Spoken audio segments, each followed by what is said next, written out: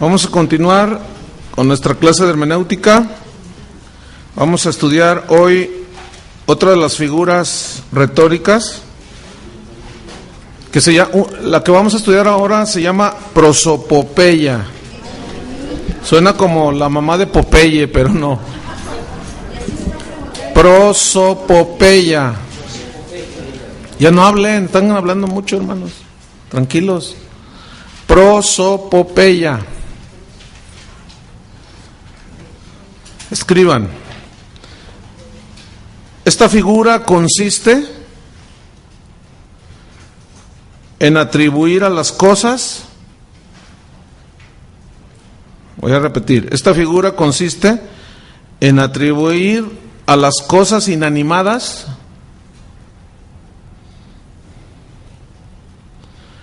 hechos o acciones.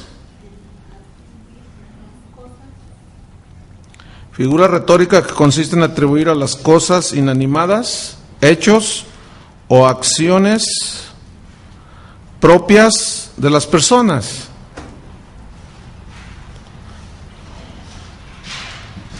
Si no alcanzaron, pregúntele al vecino, Vamos a ver un ejemplo.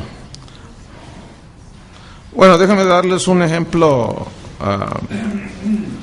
así para que lo puedan entender. Cuando decimos, ten cuidado porque las paredes oyen, O sea, las paredes no oyen, sino que a la pared se le está atribuyendo un hecho y una acción que es solo propio de las personas. Hace poco me preguntaron, no, los árboles sí alaban a Dios, hermano. Sí, pues usted dijo que no. Dice, la Biblia dice que dan palmadas de aplauso. ¿Qué es eso? Que los árboles dan palmadas de aplauso. ¿Cuándo has visto una palma? Son expresiones poéticas. Y la Biblia está llena de estas. Entonces, ¿ven cómo se...? Pues así pasa. Entonces, vamos a ver algunos ejemplos bíblicos. 1 Corintios 15. 1 Corintios 15, en el versículo número 55.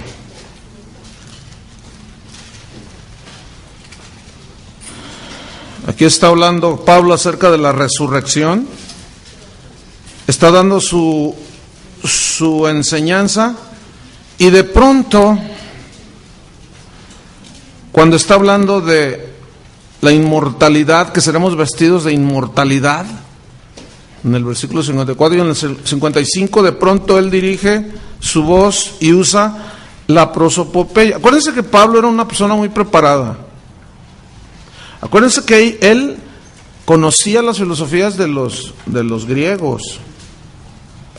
Entonces, él estaba acostumbrado al buen lenguaje. Y él utilizó esta figura del lenguaje. De pronto dice en el versículo 55, ¿dónde está, oh muerte, tu aguijón? Yo me imagino a la calaca ahí moviéndose, ¿verdad? Pues aquí estoy. Fíjense la expresión, ¿dónde está, oh muerte, tu aguijón? ¿Dónde, oh sepulcro, tu victoria? Le está hablando aparentemente a un sepulcro, pero los sepulcros no oyen. Pero entonces, ¿por qué habla de esa manera? Es un lenguaje muy rico, poético, que según la prosopopeya, todas estas definiciones, metonimia, prosopopeya, se las dieron los griegos, porque fueron los que desarrollaron el lenguaje.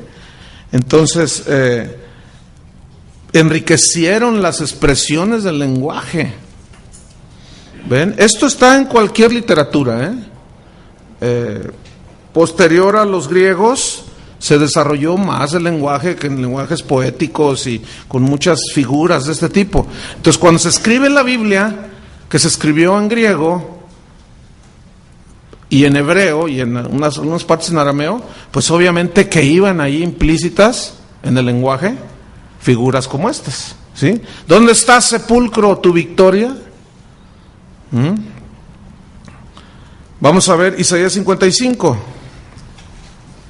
versículo 12. Isaías 55, 12. Entonces fíjense, no falta la persona que interpreta literalmente un texto así. Y pues, graso error. Isaías 55, 12. Dice, porque con alegría saldréis y con paz seréis vueltos. Los montes y los collados levantarán canción delante de vosotros, y todos los árboles del campo darán palmadas de aplauso. Ahora, vamos a verlo desde el punto de vista del lenguaje. ¿A poco no es un lenguaje así súper prosopopéyico? Dice acá el hermano. ¿A poco no es un lenguaje rico, hermoso? ¿Verdad que sí? Si ustedes leen el Cantar de los Cantares, no, olvídense. Está lleno de expresiones poéticas, simbolismos, metáforas, es impresionante, ¿sí? Entonces, vamos a ver el Salmo 85. Estaba inspirado David. Salmo 85.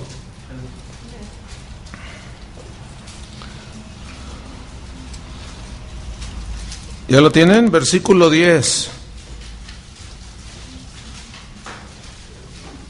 Salmo 85, 10 dice: la misericordia y la verdad se encontraron. ¿Qué ole? ¿Cómo estás?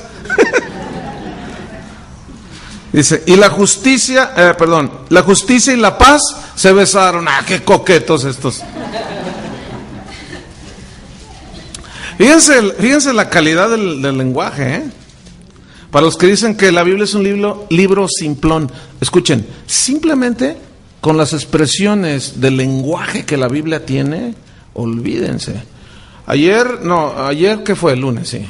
No, el domingo en la noche vi un programa sobre la obra literaria El Quijote de la Mancha, en un canal. Y pues ahí interesante, ¿no? Me gusta saber para ver cómo está la cosa, ¿no?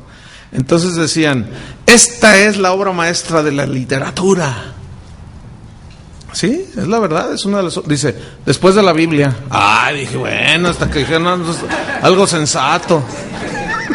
Así dijo el dice, este libro se han hecho impresiones en todos los idiomas. Dice, igual que la Biblia. O sea, sí es una obra de la literatura, pero la única gran diferencia es que lees el Quijote y te vuelves quijotesco. Pero lees la Biblia y te vuelves hijo de Dios. Casi nada, ¿no? ¿Verdad? Entonces, dice que la justicia y la paz se besaron. La verdad brotará de la tierra. Ah, que no es de la Biblia, oiga, pastor. Y la justicia mirará desde los cielos. Ay, pues qué cara tiene la justicia. ¿Y cómo son sus ojos? Diría el que no entiende, ¿no? Entonces, así está llena de expresiones la Biblia, hermanos. Ahora les voy a poner una, a ver qué tan filosos están. ¿Se acuerdan del episodio de Balaam, que quería maldecir al pueblo de Israel y que le decía, déjame, Señor? Y Dios le decía, no, ¿cómo? ¿Qué te pasa? Déjame. Iba con el otro, le decía, ya me los maldijiste por una lana. Acuérdense de esa historia. Esto está en Números 22, si quieren anotar. Y finalmente va porque otra vez con Dios, y Dios le dice que no. Finalmente Dios le dice, está bien, pero yo te diré lo que debes de decir. Pero en el corazón de él y en su mente era maldecir a Israel. Y ahí va en el camino a maldecir, iba montando una burra. Y de pronto la burra habló. A ver, la pregunta es, ¿era una prosopopeya o era literal?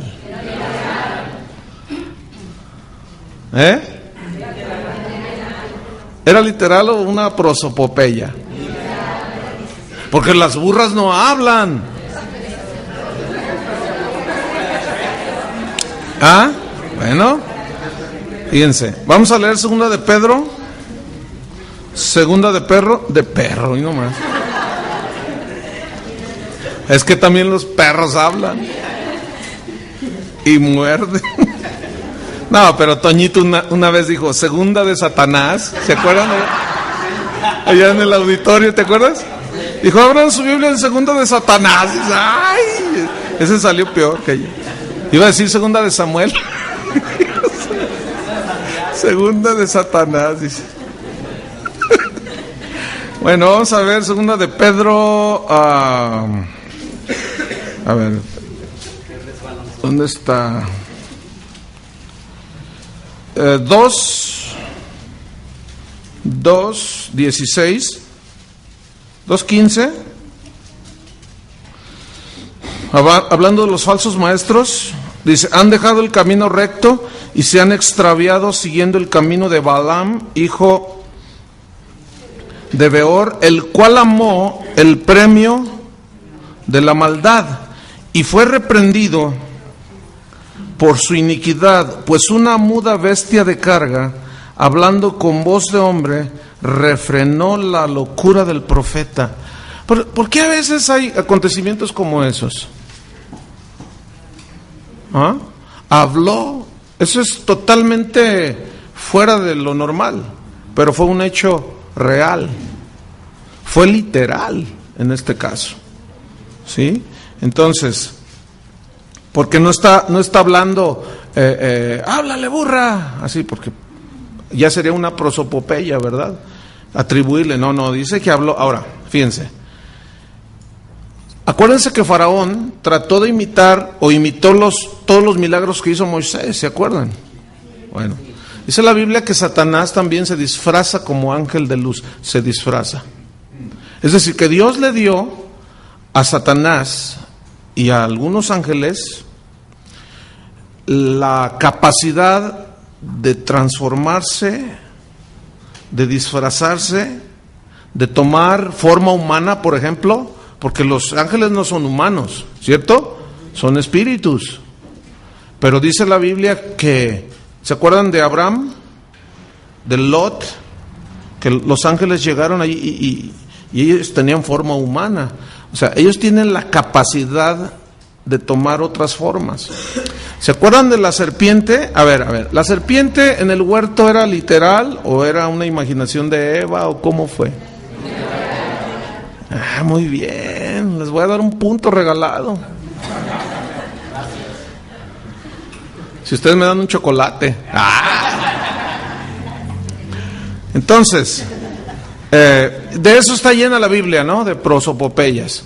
Pero hay que saber distinguir a la hora de sucesos que son extraordinarios, ¿sí? Otra figura, la ironía. Esta es una de mis favoritas. Yo uso mucho la ironía.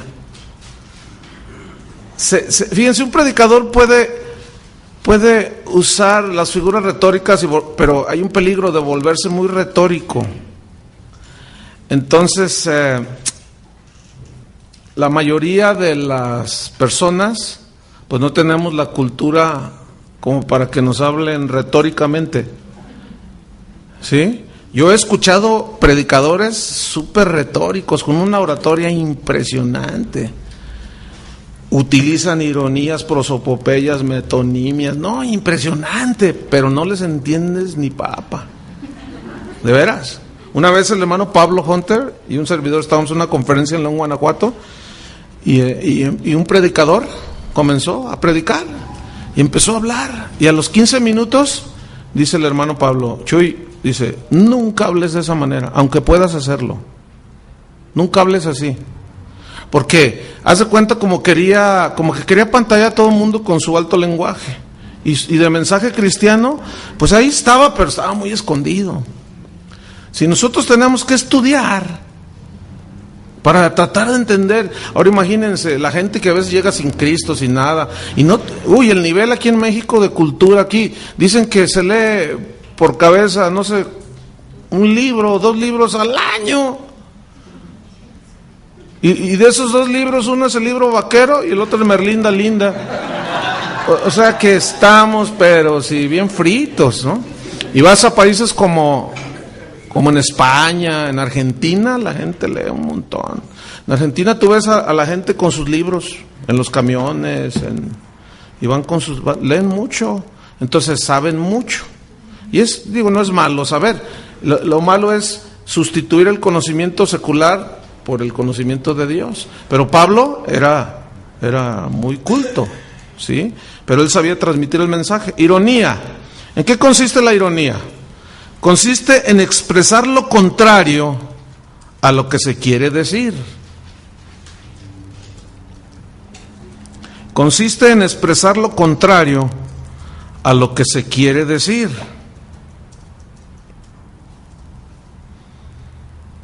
Consiste en expresar lo contrario a lo que se quiere decir, para resaltar el sentido verdadero.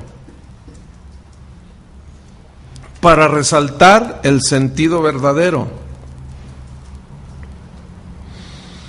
Te felicito, qué bien hiciste las cosas. ¿Entienden la ironía?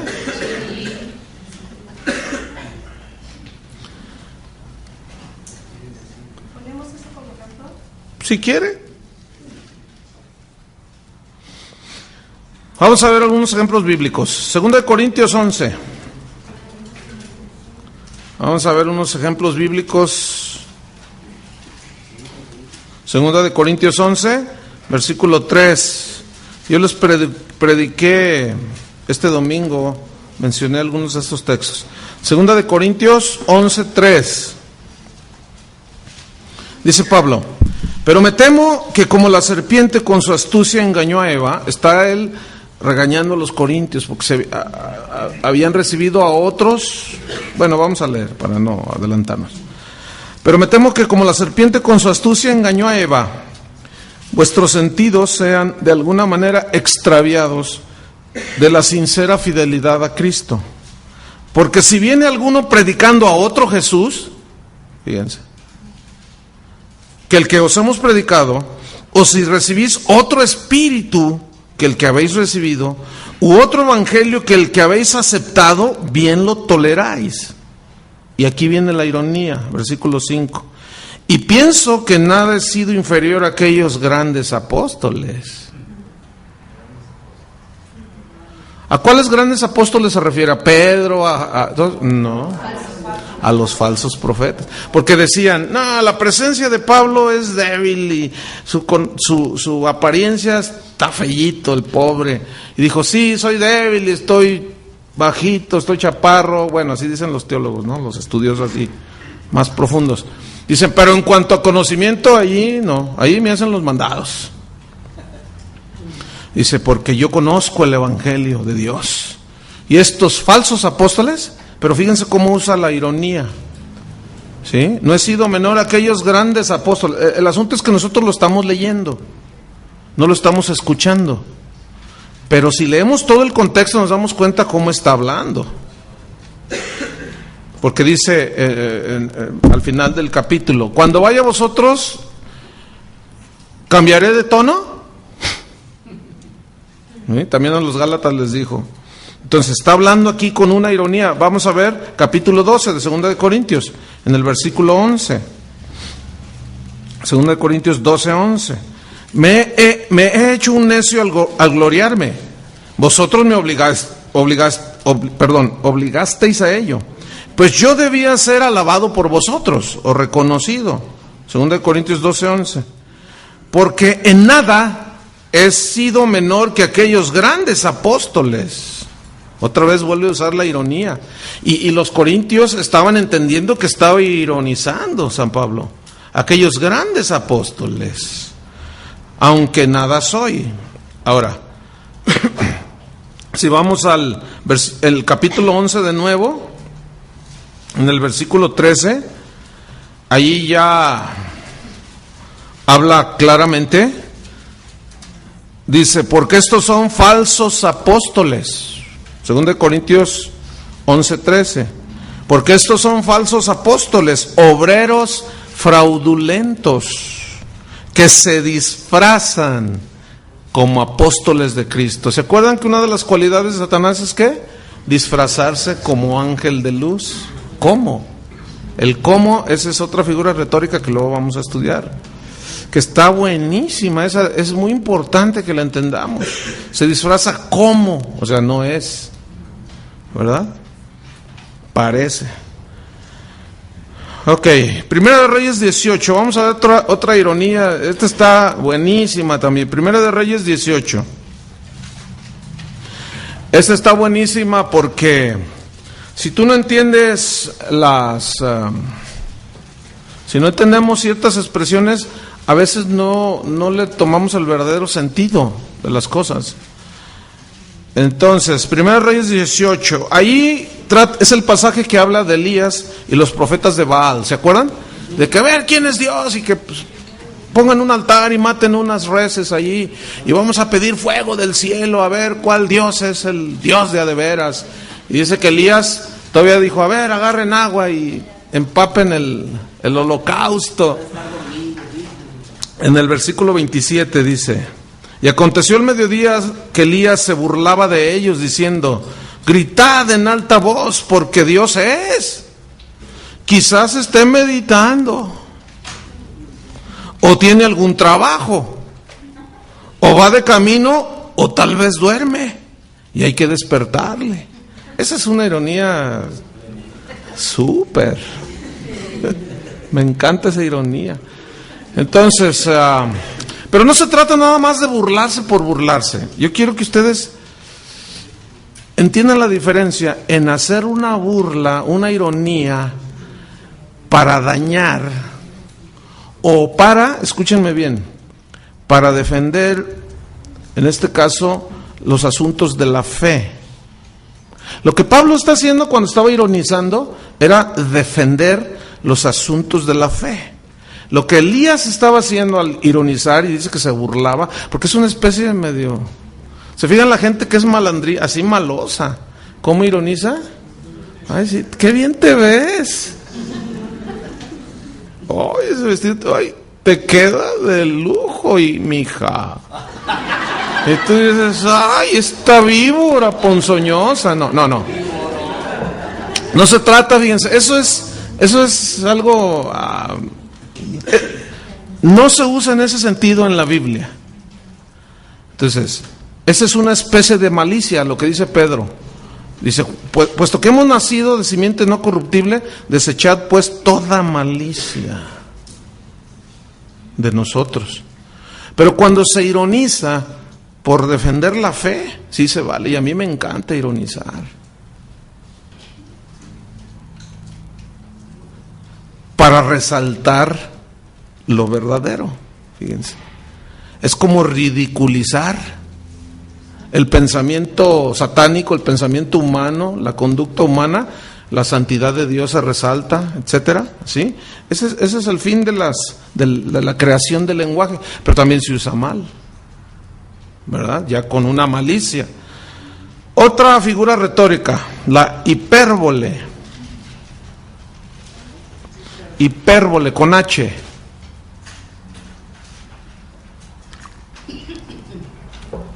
Hipérbole. ¿En qué consiste? Consiste en representar una cosa,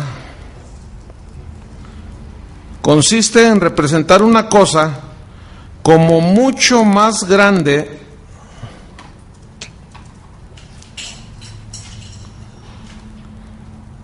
o más pequeña. Consiste en representar una cosa como mucho más grande o más pequeña de lo que es en realidad.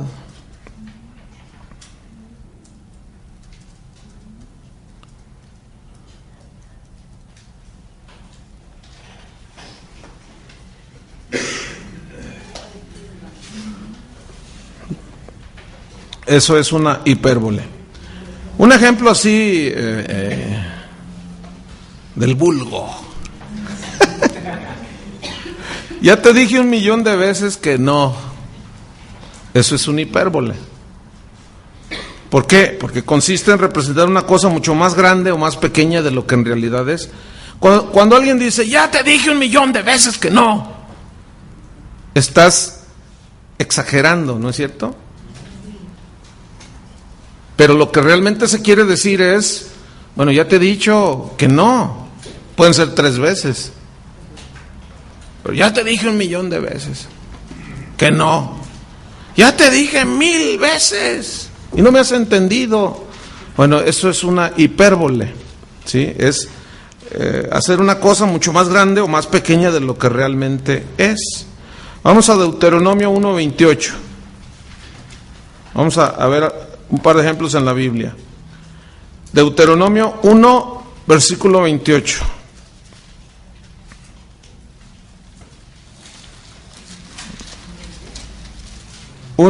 Dice, aquí es cuando los espías, los 12, van a echar un vistazo a la tierra prometida. Dice, ¿a dónde subiremos?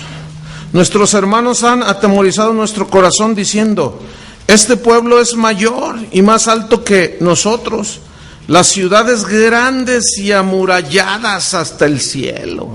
Órale. Y también vimos allí a los hijos de Anac. ¿Quiénes eran los hijos de Anac? Gigantes. Ahora fíjense, aquí hay otra parte donde dice, y vimos allí gigantes. Y ellos eran gigantes y a nuestro parecer éramos como langostas. Ahora, ¿los gigantes eran literales o simbólicos? Literal. Muy bien, se están poniendo bien filosos. Aleluya. Eran gigantes, de veras. Pero fíjense luego lo que dice, y a nuestro parecer éramos como langostas. Allí está utilizando una hipérbole. Y un símil, esa es otra figura. ¿Cómo? Langosta, pues no. Y luego, hasta el cielo las ciudades. Cuando dijeron los de la Torre de Babel, una torre que llegue hasta el cielo, ¿qué es? ¿A poco es que estaban tan tontitos? Para que ellos veían en la noche la luna colgada allí, en el día colgado allí, y decían, pues ¿qué te parece si ladrillo sobre ladrillo? Y vamos a llegar al cielo. No. Ellos, esta es una expresión cuya cúspide llegue hasta el cielo. Según los vestigios arqueológicos y los estudios bíblicos, hablan que allí nació la astrología. Lo que ellos estaban diciendo era para observar los cielos. Una torre para observar los cielos. Y ahí fue donde se originaron todas las ciencias ocultas. En la Torre de Babel. Por eso Dios la dividió toda. Ahí fue el origen. Aunque usted no lo crea. Hasta lo dicen secularmente, fíjense. Los arqueólogos seculares. Vamos a ver uno que está... Híjole.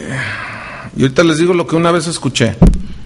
Vamos a Juan, capítulo 21. Se van a reír de lo que escuché a un pastor en una conferencia para pastores. Juan 21, versículo 25. Juan 21, 25.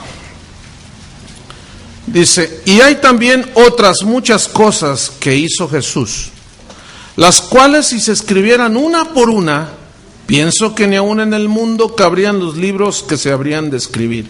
O sea que Juan nos libró del libro, de los libros, porque si no ahorita estuviéramos allí todos amontonados de libros.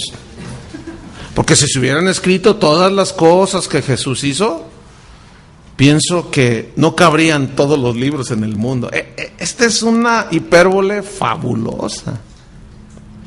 Es extraordinaria. Pero escuchen. Cuando empezó el asunto eso de la risa y que le hacían como león, ¡wow! No sé cuántos se acuerdan de ese. Que ya pasó, por cierto. Como todas las corrientes de manifestaciones y de cosas, ¿no? Y pues se reían y se caían y que no sé cuánta cosa y muchos rollos que pasan, ¿no? Que no tienen apoyo bíblico. Entonces un pastor dijo, así enfrente de todos, digo, los ignorantes se la tragaron, los que poquito hemos estudiado, pues dijimos, caray, mira nomás este cuate es lo que anda diciendo. Dijo, esto que yo estoy enseñando, ni lo busquen, no está en la Biblia. Caray, no, pues todavía sí brincó más. Dice, pero, ¿saben dónde está? En las cosas que no se escribieron, que deberían de haberse escrito. Como dijo Juan, que él hizo muchas cosas que si se hubieran escrito, no cabrían los libros en la tierra. Y allí están escritas. Ay. No, con esos predicadores, ¿para qué quiero al diablo? Y fue en Guadalajara eso aquí sucedió, no sé si tú estabas ahí en ese evento, que tú dices, no, yo dije, ya había oído bastante, dije, no, ya no, por mala onda o por un espíritu fariseo, pero dije, no, ya me voy.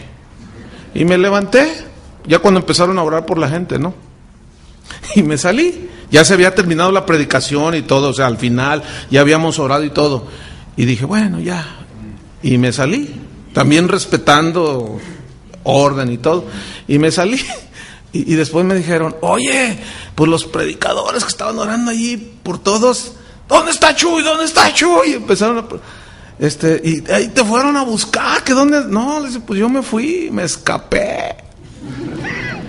Porque me querían poner las manos para que también sintiera dolores de parto, así como las señoras, y no, yo para qué,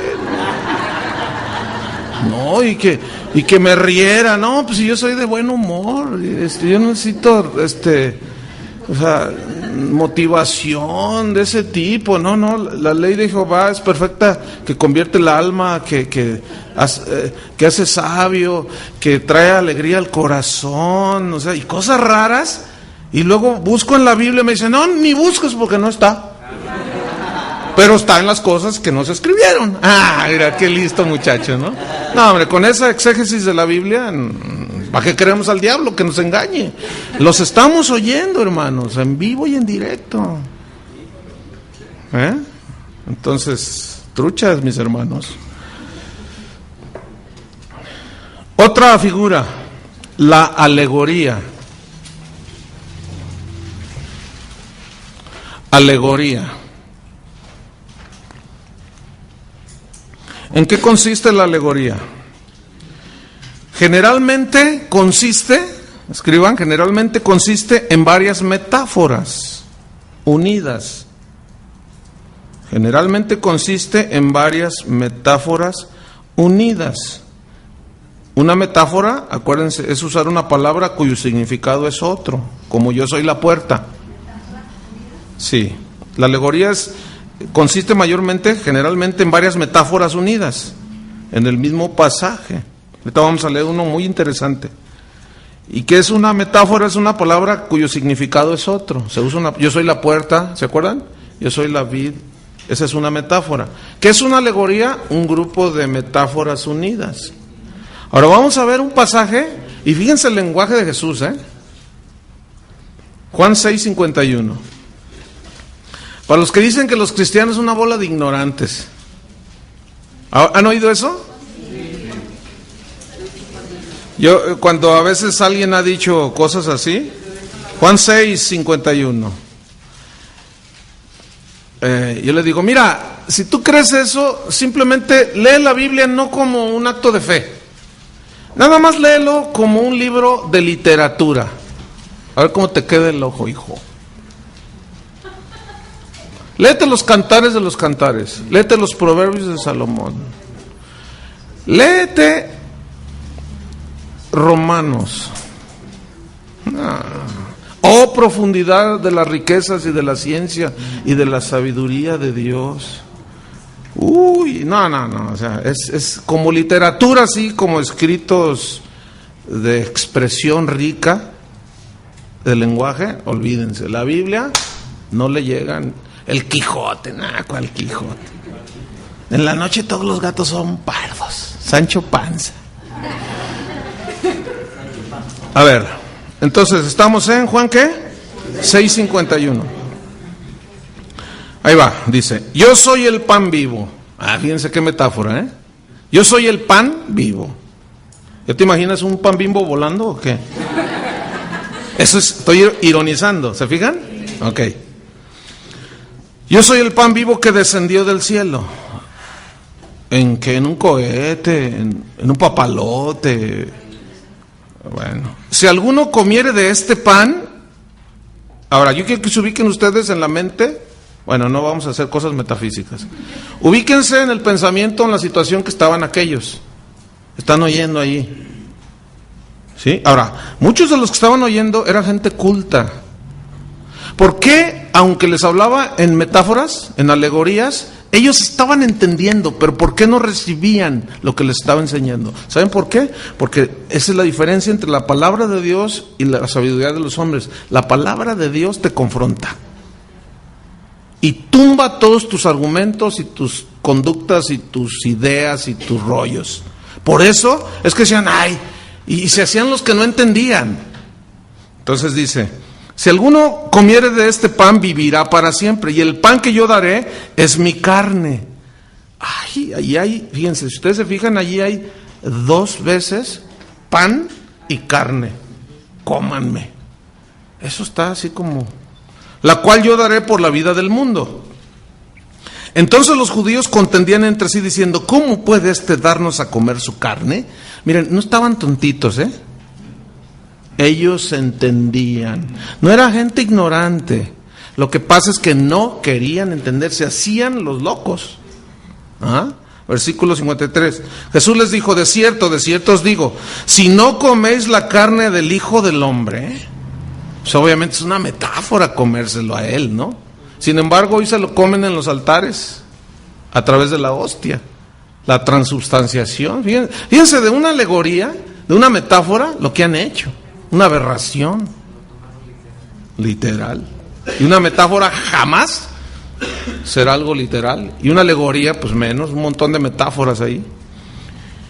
Si no coméis la carne del Hijo del Hombre y bebéis su sangre, no tenéis vida en vosotros. El que come mi carne y bebe mi sangre, tiene vida eterna. Todo esto es metafórico, obviamente, ¿no es cierto? Y yo le resucitaré en el día postrero. Eso no es metáfora, eso sí es verdad. Versículo 55. Porque mi carne es verdadera comida y mi sangre es verdadera bebida.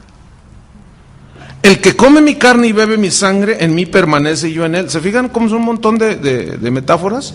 Eso es una alegoría. Estuvo hablando de una manera, alegóricamente, metáfora tras metáfora tras metáfora, para resaltar. Y luego dice en el versículo 57, como me envió el Padre viviente y yo vivo por el Padre, asimismo el que me come, él también vivirá por mí. Versículo 58. Este es el pan que descendió del cielo. O sea, mirándose a él. No como vuestros padres comieron el maná y murieron. El que come de este pan, o sea, señalándose a sí mismo, ¿sí? Primera persona, ese, aquel. El que come de este pan vivirá eternamente. Estas cosas dijo en la sinagoga, enseñando en Capernaum. ¿En dónde las dijo en la sinagoga? ¿Quiénes eran los que estaban ahí? Los escribas, los fariseos. Era gente muy culta. Y que si usaban metáforas ellos, olvídate. Nada más que de usar tanto, ya llegaron a hacer una metáfora, un acto de lavarse las manos, un acto que tiene poderes espirituales. Un acto simbólico, le atribuyeron poderes reales, y ahí está el problema. Versículo 60. Al oír, muchos de sus discípulos dijeron, dura es esta palabra, ¿quién la puede oír? Sabiendo Jesús en sí mismo que sus discípulos murmuraban de esto, les dijo, ¿esto os ofende? ¿Ven cómo la palabra de Dios por sí misma ofende? O te ofendes o te conviertes, punto. No hay otra, ¿verdad? Yo no sé cuál es tu posición. Si es de conversión, que convierte el alma, o te ofendes. Pero en una de esas dos. Versículo 62. Pues ¿qué si vierais al Hijo del Hombre subir donde estaba primero? Aquí ya no está alegorizando, ya no está metaforizando. Versículo 63. El Espíritu es el que da vida, la carne para nada aprovecha. Las palabras que yo os he hablado son espíritu y son vida, son alegóricas. Estoy tratando de enseñarles algo de una manera entendible para que ustedes lo asimilen, pero en el 64 hay algunos de vosotros, ¿dónde estaba el problema? Que no creen. O sea, estaban entendiendo, pero se hacían el loco. Ay, sí, ¿a poco nada más con Jesús? ¿Y la circuncisión? ¿Y el lavamiento de las manos? ¿Y que lo no sé qué? ¿Y que quién sabe qué tanto? No, dice. Pero hay algunos de vosotros que no creen, porque Jesús sabía desde el principio quién eran los que no creían y quién le había de entregar. Y dijo, por eso he dicho que ninguno puede venir a mí si no le fuere dado del Padre. Es decir, como Dios conoce el corazón de la gente, Él encamina el corazón de aquellos que habían de creer. A los que no, pues, órale. Otra figura. El tipo, esta está buenísima también. El tipo, sí. El tipo. ¿En qué consiste el tipo? Es una clase de metáfora, una especie de metáfora. Ahorita vamos a ver la diferencia. Es una clase de metáfora que consiste en representar, una clase de metáfora que consiste en representar por medio de cosas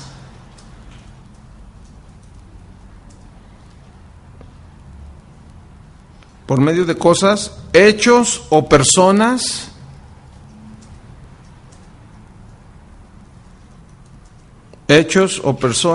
que vendrían en el futuro. Repito, es una clase de metáfora que consiste en representar por medio de cosas, hechos o personas que vendrían en el futuro. Puedes poner una coma ahí, pero no como el chiste de coma, beba, ¿se acuerdan? Ahí está. Figuras, o sea, coma, seguimos, figuras que se encuentran sobre todo en el Antiguo Testamento. Esto es bien importante, fíjense, entenderlo. Repito, figura que consiste en representar por medio de cosas, hechos o personas que vendrían en el futuro. Figuras que se encuentran en el Antiguo Testamento. Y la Biblia misma, fíjense, la llama la sombra de lo que había de venir. Los tipos, son los famosos tipos. Colosenses 2:17, déjenme leerles. Pregúntele allí a su vecinito, ¿sí? Colosenses 2:17.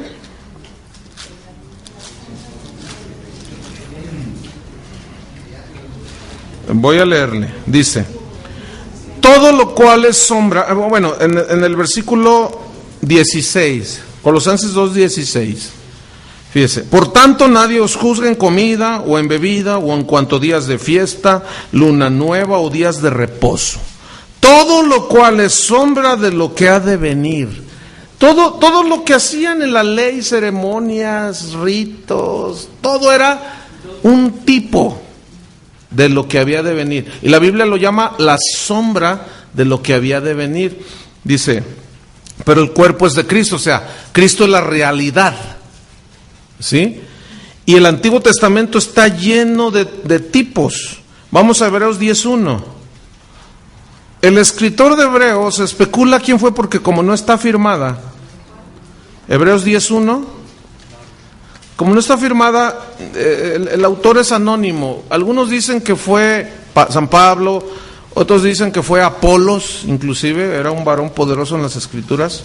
Pero quien haya sido, estaba inspirado por Dios.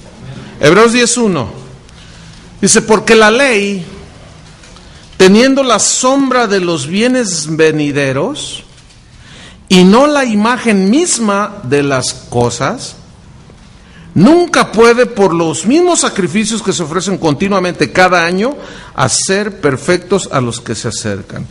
Dice la sombra de los bienes venideros. ¿Sí? Ahora, vamos a ver unos ejemplos en la Biblia. Juan 3:14 y 15. Juan 3:14 y 15.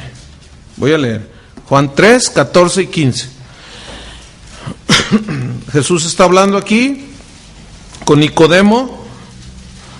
En el 13 dice, nadie subió al cielo sino el que descendió del cielo, el Hijo del Hombre que está en el cielo. Esa no es metáfora, ni alegoría, eso es real. Versículo 14. Y como Moisés levantó la serpiente en el desierto, así es necesario que el Hijo del Hombre sea levantado, para que todo aquel que en él cree no se pierda, mas tenga vida eterna. Oh, como la serpiente que fue levantada. ¿A qué se refiere?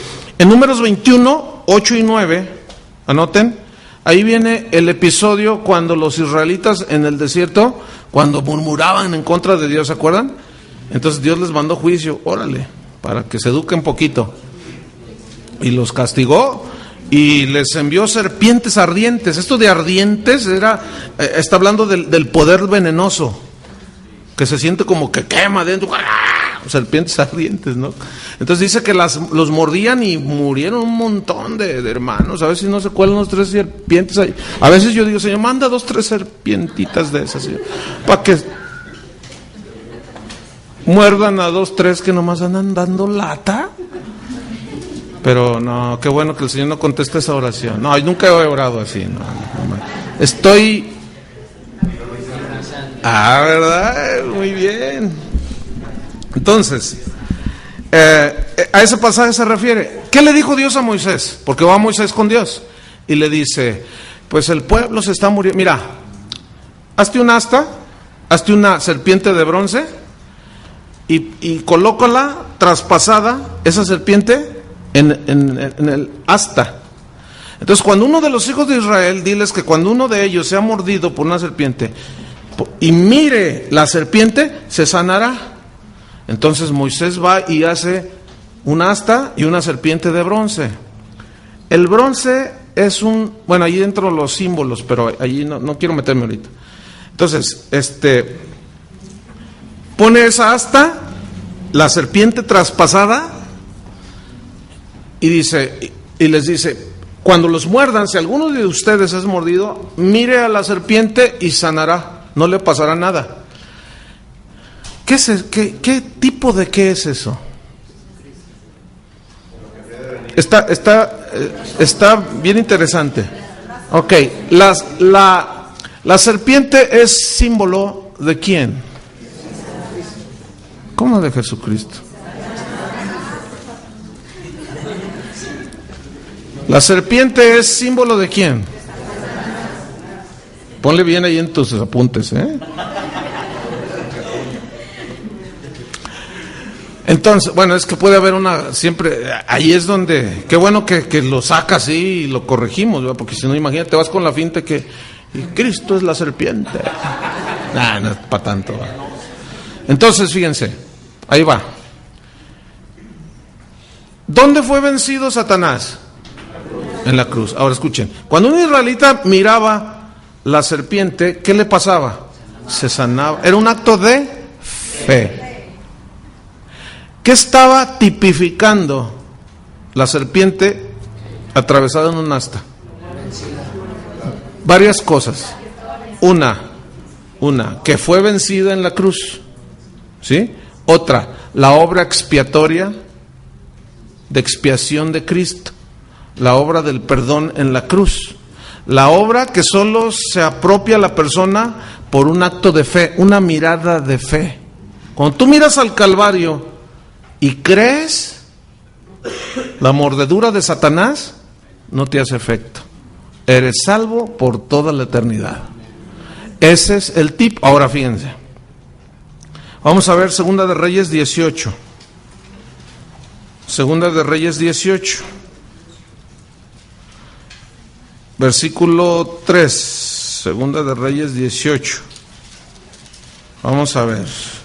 Y bueno, mucha gente se salvó, pero no todos miraban la serpiente traspasada, No todos la miraban, dice, todo aquel que miraba, porque no todos creían, y es lo mismo, no todos miran a Cristo, otros miran a Juan Diego, otros a su mamá de Jesús, pero ellos no son seres humanos, tienen naturaleza humana pecaminosa y ellos no pueden salvar. Entonces, el acto de fe es en la persona de Jesús. Y ese es un tipo. Segunda de Reyes 18, ¿ya lo tienen? Vamos a leer del versículo 1. En el tercer año de Oseas, hijo de Ela, rey de Israel, comenzó a reinar Ezequías, hijo de Acaz, rey de Judá. Cuando comenzó a reinar era de 25 años y reinó en Jerusalén 29 años. El nombre de su madre fue Abi, hija de Zacarías. E hizo lo recto ante los ojos de Jehová, conforme a todas las cosas que había hecho David su padre. Él quitó los lugares altos y quebró las imágenes y cortó los símbolos de acera e hizo pedazos la serpiente de bronce que había hecho Moisés. ¿Por qué?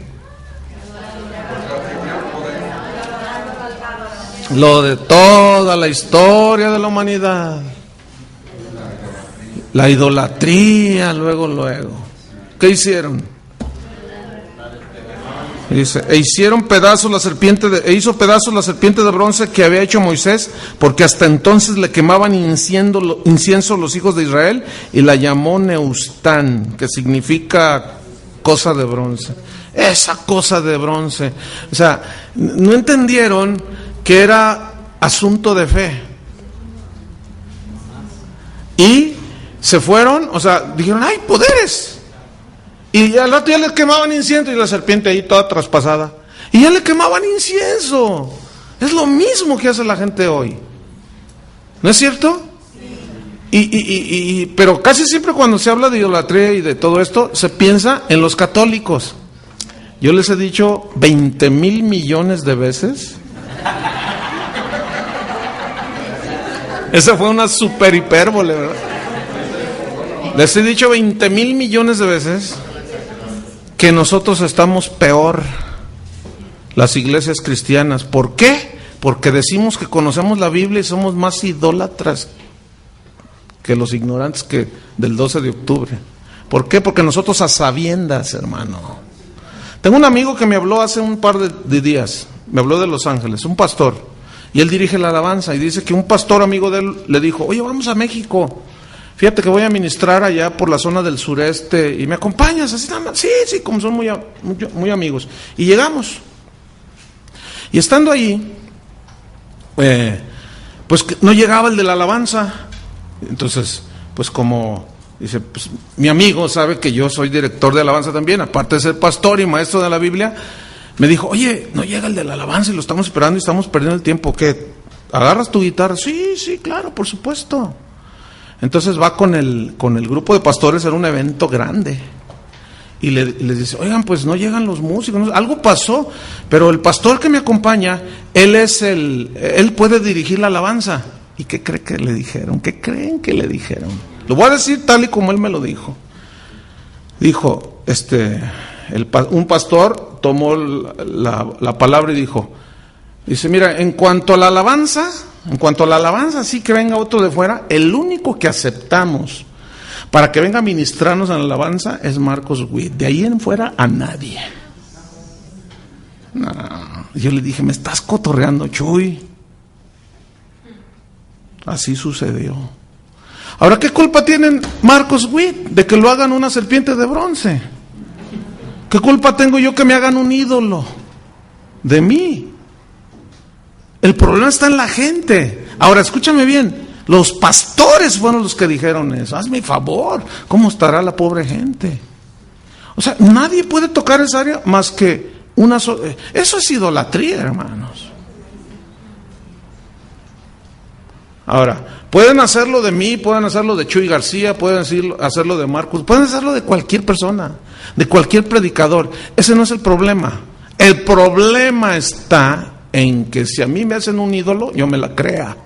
Y si yo me doy cuenta de que alguno de ustedes dice, ay no, el pastor Chuy, nadie como él. Entonces yo me doy cuenta, si yo me doy cuenta y no los corrijo y no les digo nada, ya me la creí y ya me hice partícipe y estoy aceptando que soy un becerro de oro, que ustedes me deben de adorar. Todos postrados a mis pies. Entonces, hermanos, allí no es el problema Marcos, Chuy García, el que sea. No, el problema, fíjense dónde, en el mismo pueblo de Dios. No, hermanos, dejemos a los católicos allá, aquí adentro. Hay un cochinero impresionante. Somos más idólatras todavía nosotros. Y eso, mayor juicio, a eso se refiere Santiago. Se creen muy maestros. Pues los maestros recibirán más condenación. Y nosotros vemos allí. No, hay que ser objetivos, hermanos. y ver todas las patrañas de Satanás y todos los engaños. Eso hay que exponerlos, estén adentro o estén afuera, aunque a algunos que están adentro no les gusta, obviamente, ¿no? ¿Por qué? Porque como en los tiempos de Jesús, la verdad siempre los va a confrontar. Pero si nosotros caminamos en la rectitud de la palabra de Dios, de veras no hay pierde. Dice la misma Biblia, por torpe que sea, no se extraviará. Pero tienes que tener corazón. Ahí está apelando a un corazón recto delante de Dios. Esta cosa de bronce. Vamos a otro ejemplo. Mateo 12:38. Mateo 12:38. Estamos en los tipos, ¿verdad? Mateo 12:38. Dice, entonces respondieron algunos de los escribas, del 38 al 41, para que le anoten. Respondieron algunos de los escribas y de los fariseos, diciendo, maestro, deseamos ver de ti señal. Él respondió y les dijo, la generación mala y adúltera demanda señal, pero señal no les será dada sino la señal del profeta Jonás. Para los que dicen que la historia de Jonás es una fábula, hay cristianos que dicen, yo me he dado cuenta, como la fábula de Jonás. ¿Cuál fábula? Espérame. ¿Jesús está diciendo que fue una fábula? Si no, pues imagínate, si Jesús está echando mentiras también, pues ¿dónde queda la confianza entonces? No, fue un hecho histórico, ¿sí? Algo que aconteció y Jesús lo avala. Dice, porque como estuvo Jonás en el vientre del pez 3 días y 3 noches, así estará el Hijo del Hombre en el corazón de la tierra 3 días y 3 noches. La tragazón que hizo la ballena de Jonás, ¿qué tipifica? ¿De qué tipo de qué es? Les estoy preguntando ahora sí. Ustedes hablan cuando no deben y no hablan cuando deben. A ver. ¿Qué tipifica el caso de Jonás? ¿Y qué más? La muerte y sepultura y resurrección. Pues ahí se lo está diciendo.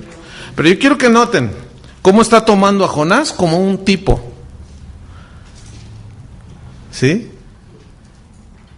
Ahora, acuérdense de cómo Jonás no quería ir a predicar a Nínive. Y cómo Dios trató con la rebeldía del profeta. Y finalmente prepara el pez que se lo traga. Acuérdense que todas las cosas nos ayudan para bien a los que somos llamados con un propósito. Y fíjate de dónde salió esa historia. ¿Para qué Dios la fue moviendo? Para que en su momento Jesús les dijera, así como Jonás, ¿han leído Jonás, no? Sí. No les estoy preguntando. Bueno, está bien. Usted échele ganas, hermano. O sea, estamos prosopopeyando, estamos metonimizando, estamos alegorizando, Entonces, ¿que no han leído el profeta Jonás? Todos, pues sí. Pues ahí estaban los fariseos, ¿no? Otra vez caíste, ay, hermano. Bueno, entonces, bueno, pues como Jonás, y todo el mundo sabía de Jonás. En las sinagogas, los judíos todos conocían la historia. Pues señal no les será dada, sino la de Jonás. Y todos así como que... Y les caía el 20, pero se hacían. Mira, siempre que escuches a alguien que... No, pero que le cayó, nomás que no le gustó. Porque es muy difícil cuando de veras no entiende, dicen... no entendí. Pero cuando no, pero que... Ay, solitos. Así yo me doy cuenta cuando les cayó, ¿no? Porque cuando no les cae se quedan así. Se quedan idos, ausentes, o en términos coloquiales, papaloteando. Entonces, no, ellos se enojaban. Señal no les será dada sino la de señal del profeta Jonás. Y todavía, por si hubiera dudas, porque como estuvo Jonás 3 días en el vientre del pez, así es necesario que el Hijo del Hombre esté en lo profundo de la tierra, o sea, enterrado. Fíjense, aquí como dice, en el corazón de la tierra. Ahora, ¿lo enterraron en el corazón de la tierra? ¿Qué es esa expresión? Una hipérbole, media prosopopeyada, o sea, son expresiones, el corazón, no, es más, no era ni siquiera un sepulcro bajo tierra, era una cueva, ¿cierto? El hecho es que se utiliza el lenguaje para resaltar verdades. Y ahí, como esto es una hipérbole del Señor, en el corazón pues no, en el corazón de la tierra es puro fuego, ¿cierto? Según los científicos. Entonces, ¿qué más dice? 41, los hombres de Nínive se levantarán en el juicio contra esta generación y la condenarán porque ellos se arrepintieron a la predicación de Jonás, y he aquí más que Jonás en este lugar. Wow. La reina del sur se levantará en el juicio en esta generación y la condenará, porque ella vino de los fines de la tierra para oír la sabiduría de Salomón, y he aquí más que Salomón en este lugar. Qué manera de... Señor Jesús, ante ti sí me quito el sombrero, no ante los payasos que andan diciendo que ellos son los chidos y que... No, hermano, solo Jesús. Amén. Solo Jesús. Entonces... vamos a otro ejemplo. Vamos al Éxodo 12. No lo vamos a abrir, pero ustedes conocen la historia. Habla del Cordero de la Pascua. Éxodo 12. Cuando salen de Egipto, que Dios le dice a Moisés, mira, cada familia va a tomar un corderito que no tenga mancha, que sea blanco totalmente, que no esté cojo, ni tuerto, ni ciego, ni visco, y ese me lo sacrificarán en un sacrificio delante de mí. Bueno, ese se llamaba el Cordero de la Pascua. ¿Se acuerdan cuando Jesús desciende al Jordán y Juan el Bautista, que era su primo, lo mira y dice, he aquí el Cordero de Dios que quita el pecado del mundo? Dichosos los invitados.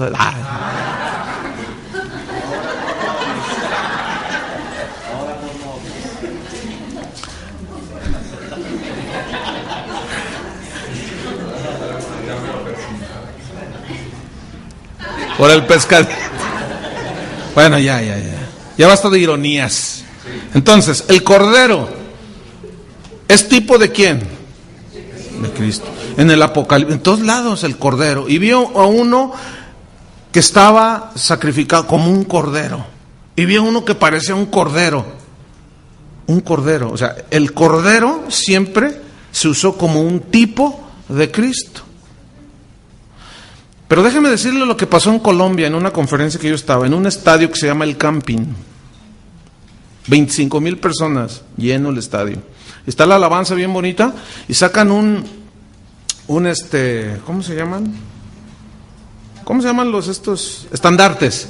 Pero era un estandarte impresionante, precioso, hermanos. Yo creo que era como de unos 5x5, blanco, que rayaban lo plateado, precioso. 2 a los extremos con varas levantándole, y otro en medio y otro detrás con otro, pues para detenerlo, era enorme.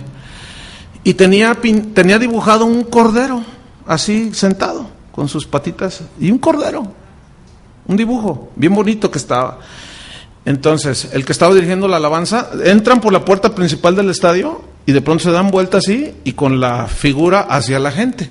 Entonces el que está dirigiendo la alabanza dice, pueblo de Dios, con ustedes el Cordero de Dios. ¿Y qué creen? La gente, cuando empezó así, la gente empezó a hacerle así. Y estaba un servidor, estaba Marco Barrientos y estaba, no me acuerdo quién otro. Y me dice Marco Barrientos, ¿qué onda?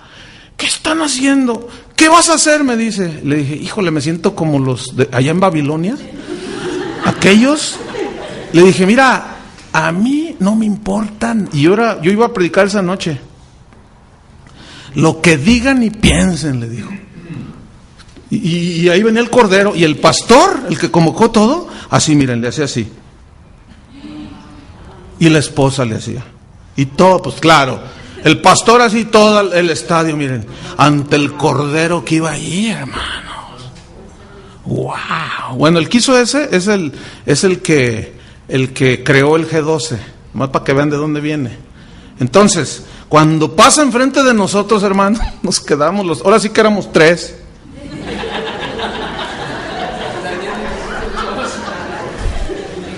¿Qué onda, Sadrach?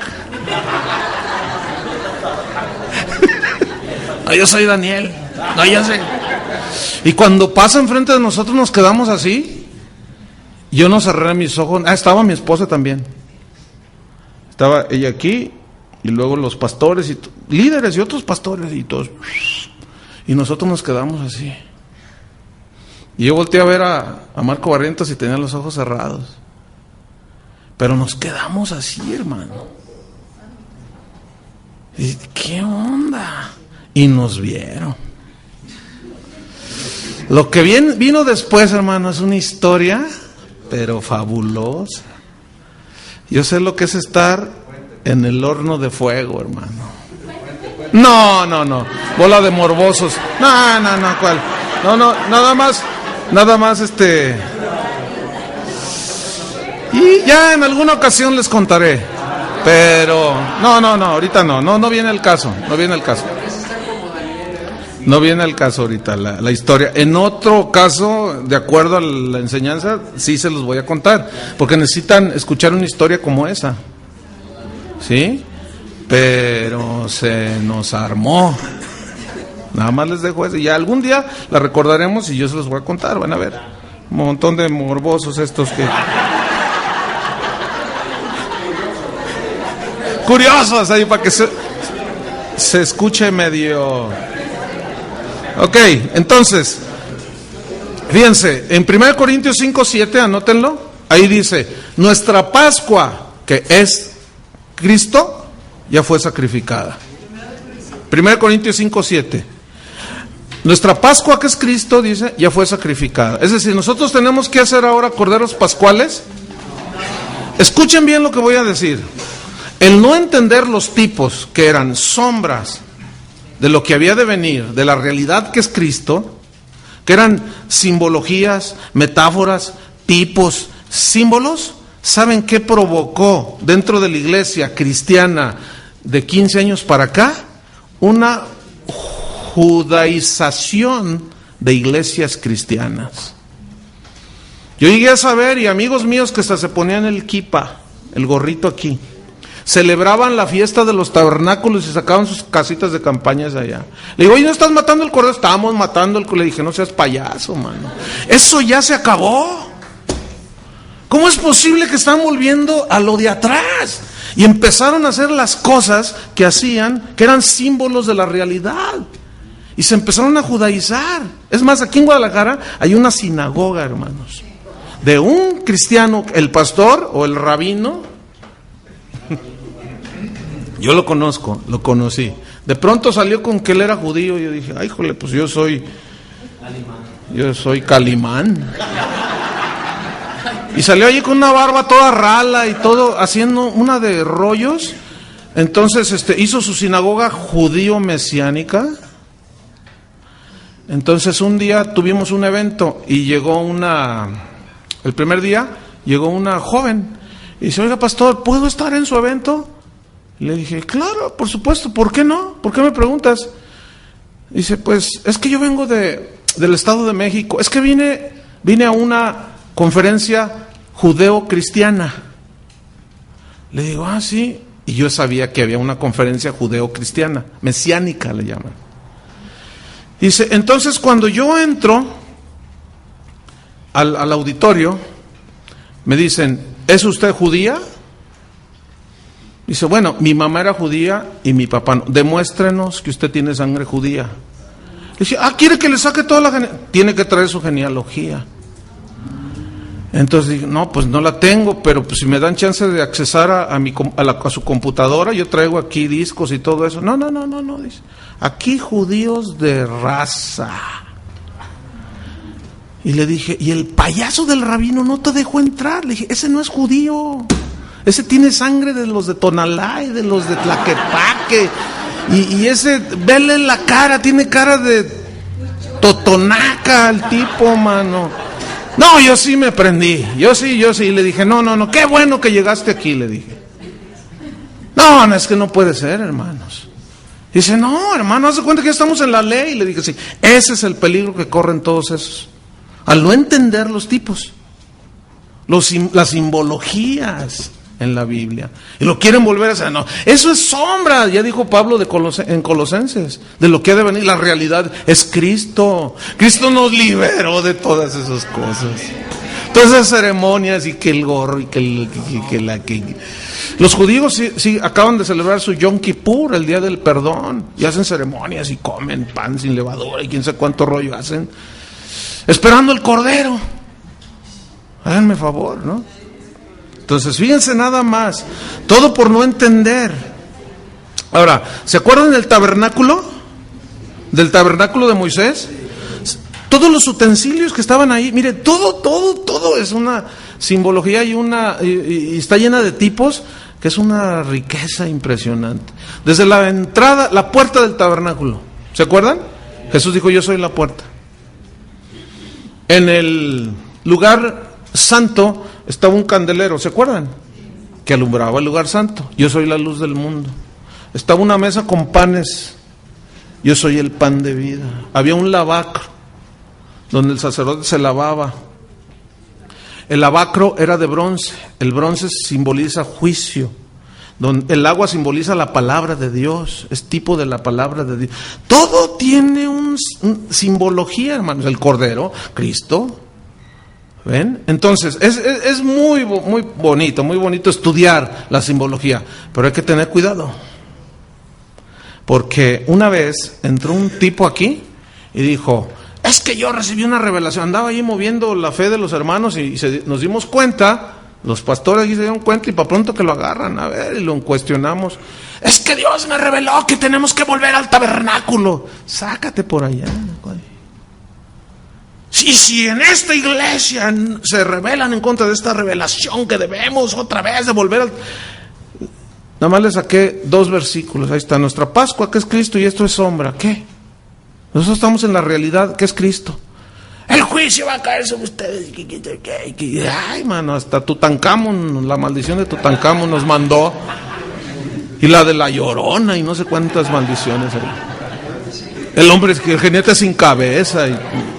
Claro, si tú eres una persona que ignoras las escrituras, pues te da miedo. Ay, me maldijo. Ay, ¿no será un profeta que Dios mandó y lo estoy rechazando? Por eso tantas iglesias, hermanos, se dividen, se pierden en el fango de la inseguridad, de la incertidumbre, porque no tienen de dónde agarrarse. A la hora que llega un tipo con una revelación, el otro día me entró un cuate repartiendo sobres, pero ese yo lo vi. Le dije y como no lo conocía, le dije, ¿qué estás obsequiando? ¿Quién es usted? Le dije, pues nada más ni nada menos que soy el pastor. Me dice, usted es la cabeza. Yo dije, ya, nada más con esa actitud. Le dije, sí, la tuya va a rodar. Yo dentro de mí, ¿no? Le dije, a ver, ¿me dejas ver qué es lo que está repartiendo? Entonces lo saco y lo empiezo a leer. ¿Qué creen, hermano? Según él hizo un estudio del hebreo que la palabra Jehová y Yahvé están mal traducidos. Sí es cierto. Sí es cierto. Ya algún día estudiarán eso. Es la verdad.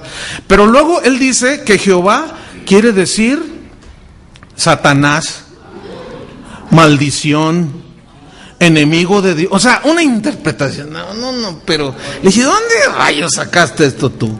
Dios me reveló. Le dije, mira, ahí está la puerta, mano. No, que me habló en hebreo. Ese va a venir sobre ti. Le dije, pues que venga. Porque tengo un abogado. Si yo me estoy equivocando, tengo un abogado. Pero no, pues era obvio que el cuate, una revelación. No, caen estos tipos en una congregación donde la gente no es instruida en la palabra, o un pastor que no, pues se la cree. Entonces le dije, ¿quién te mandó a ti aquí? Ya cuando yo te acompaño a la salida. ¿quién te mandó aquí? No, pues un pastor de San Fernando, California. Y le dije, ay, yo lo conozco a ese pastor. Y conozco a su cobertura y que le hablo por teléfono. Oye, Fernando, San Fernando, el pastor que tienes ahí en San Fernando, me mandó un cuate que dice que tuvieron una revelación. Sí, ya he escuchado, ahorita mismo voy a hablar con él. Le puso una camotiza.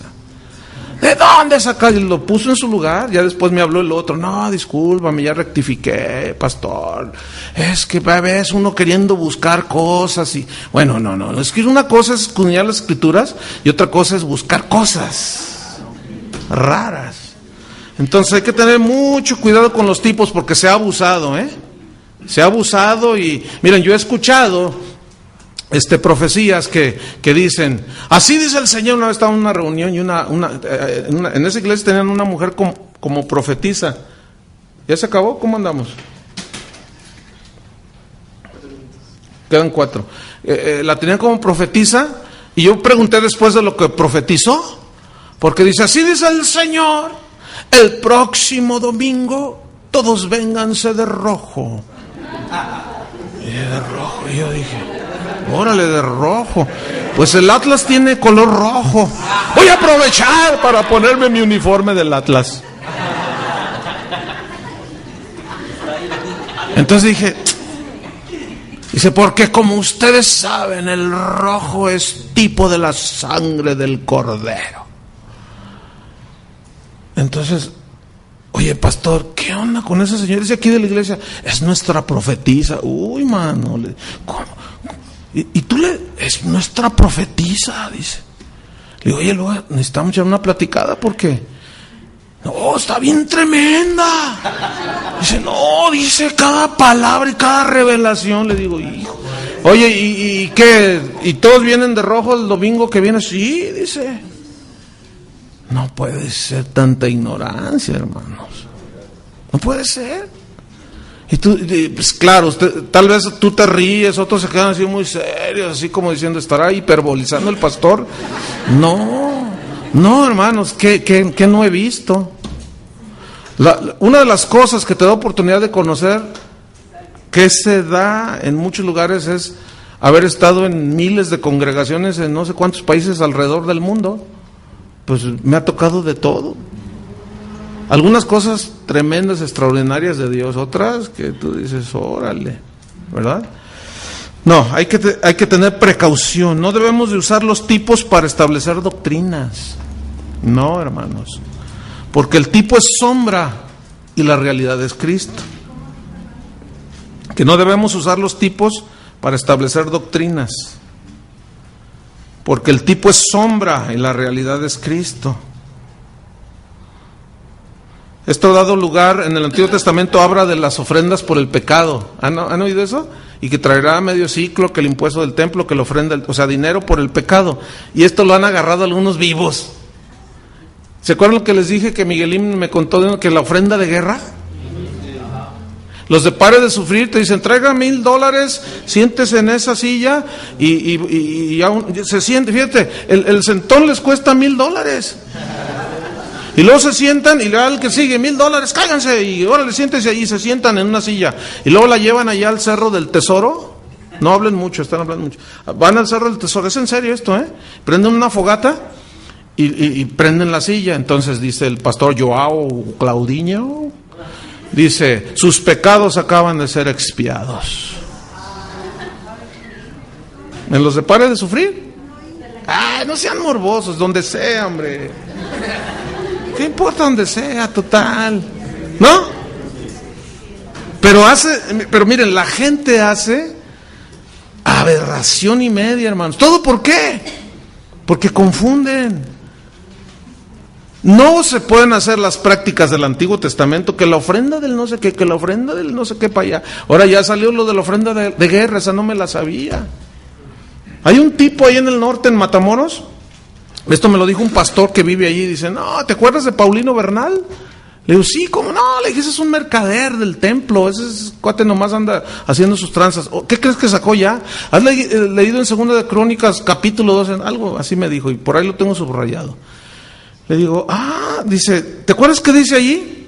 Que traigan una ofrenda y luego el sacerdote oraba y sus pecados eran perdonados. Dice, entonces, por el radio dice, tráigame $1,000. Y yo oro y sus pecados eran perdonados. Eso era en el Antiguo Testamento, eso era una sombra del sacerdote Cristo.